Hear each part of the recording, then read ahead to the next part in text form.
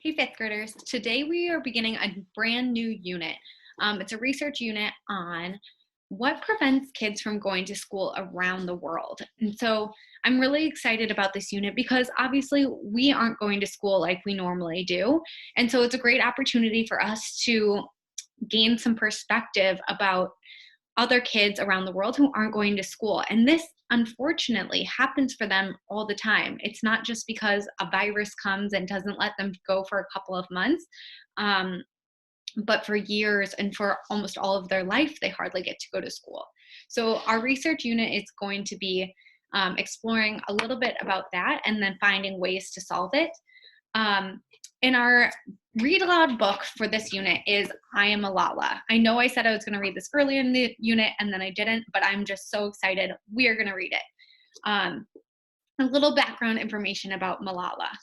She is a Pakistani girl who could not go to school.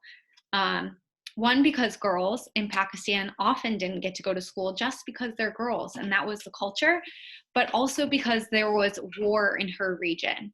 So there's this terrorist group called the Taliban, who are an Islamic group that started a war in Afghanistan, and it moved across the area. I'm going to show you a map to give you a little bit idea about where this is taking place, and I'll read you the back of the book because we know that good readers do a little bit of research and get some background knowledge before they dive into their texts. So let me share my screen. Here we go. Oops. Oh no, where did my page go?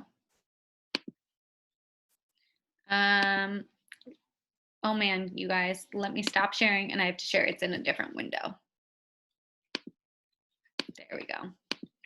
Here we go. So here's a map.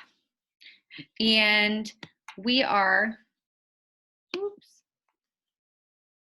And here's Pakistan, right here. So it's next to Afghanistan, next to India, if you're familiar with that. And we are, to zoom out, here's Africa, here's Europe, Russia is up here, China is over here, and we are in here. Oops, not where that dot is, but right in here. That's Washington, D.C., to give you a little bit of perspective. All right, so the front of our book says that I'm Malala, how one girl stood up for education and changed the world. And we're going to be reading a lot of books or articles about Malala's foundations and some things that she did. And she truly changed the world. And you're going to find out she was not much older than you guys were when she first started this work.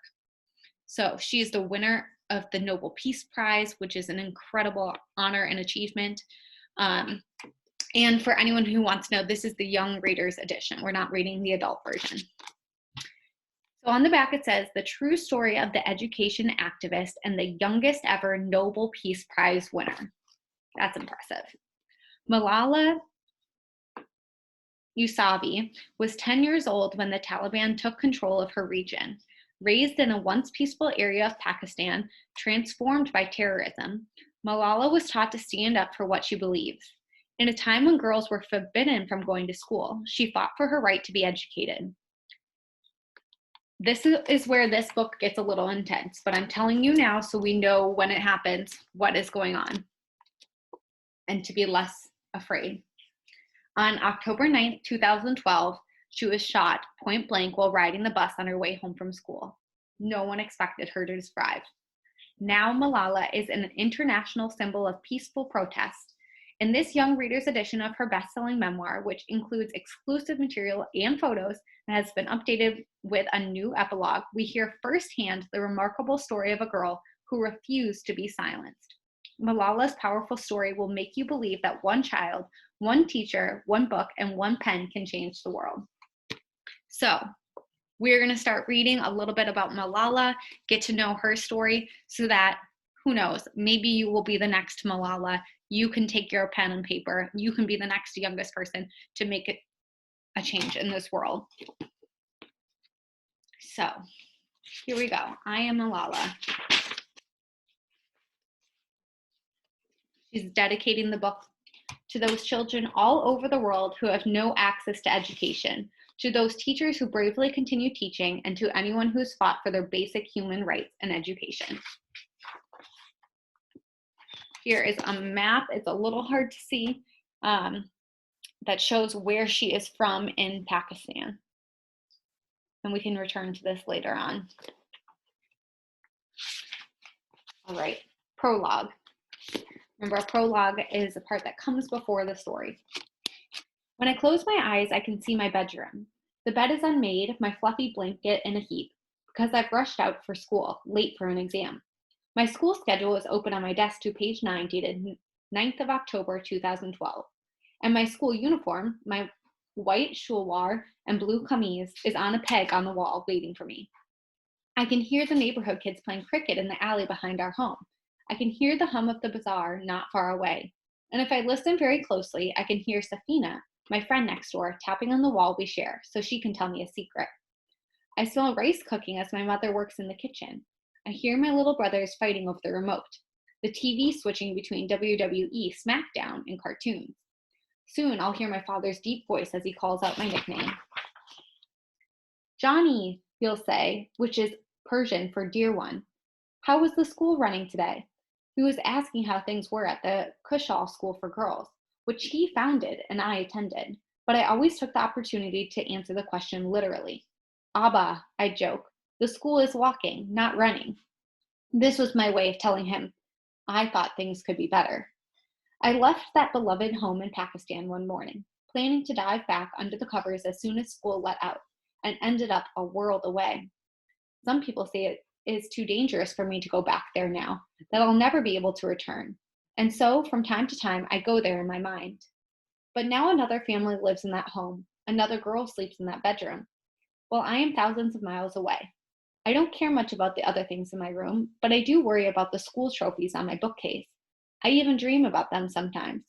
There's a runners-up award from the first speaking contest I ever entered, and more than 45 golden cups and medals for being first in my class in exams, debates, and competitions. To someone else, they might seem more trinkets made of plastic. To someone else, they may simply look like prizes for good grades.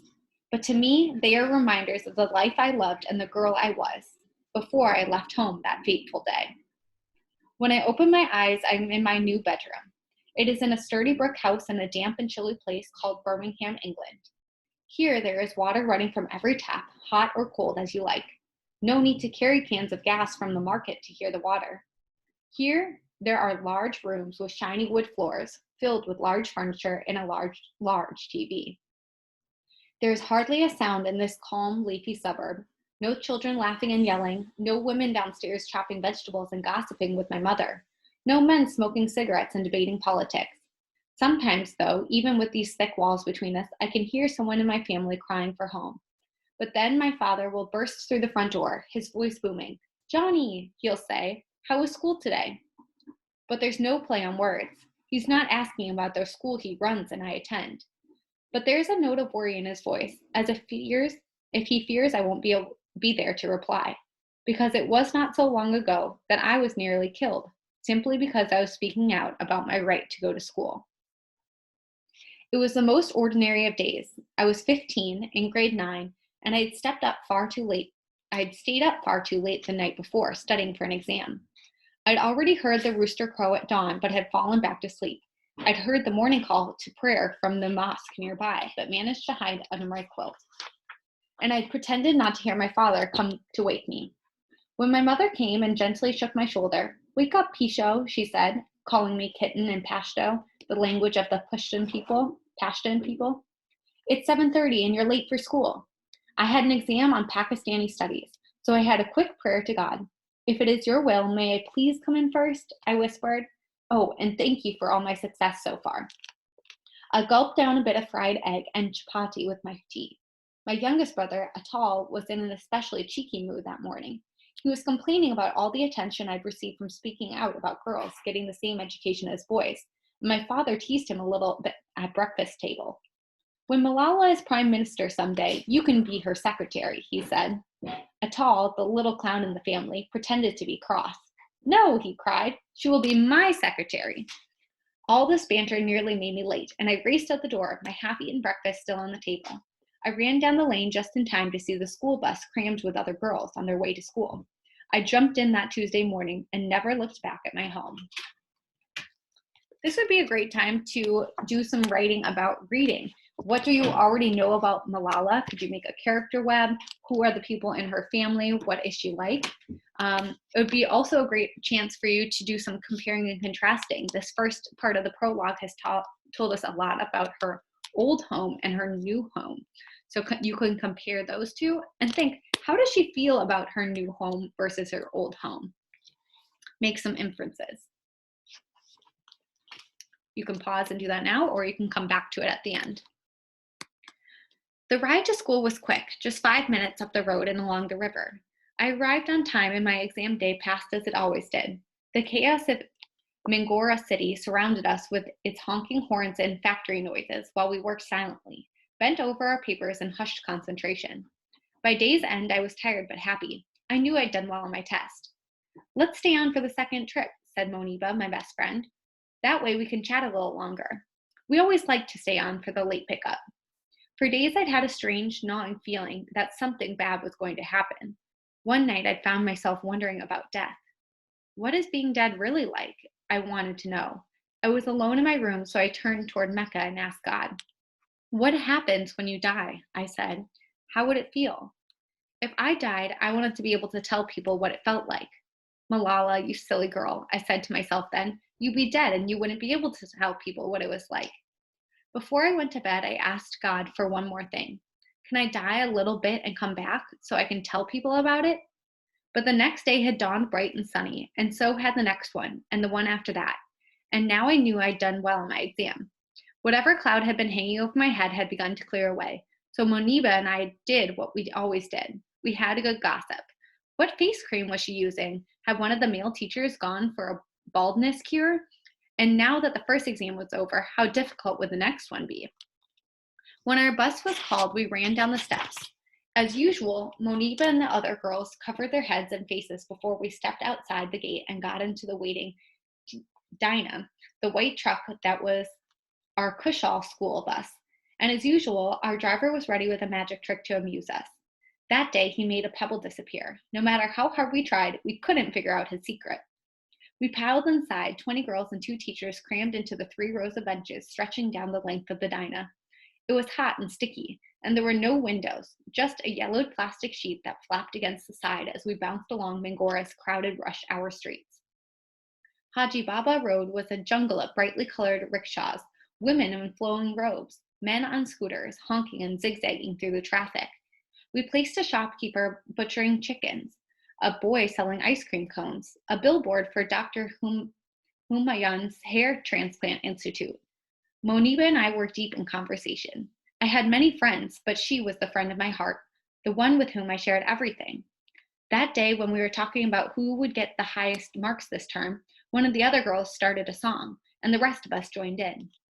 Just after we passed the Little Giant snack factory and the bend in the road not more than 3 minutes from my house, the van slowed to a halt. It was oddly quiet outside.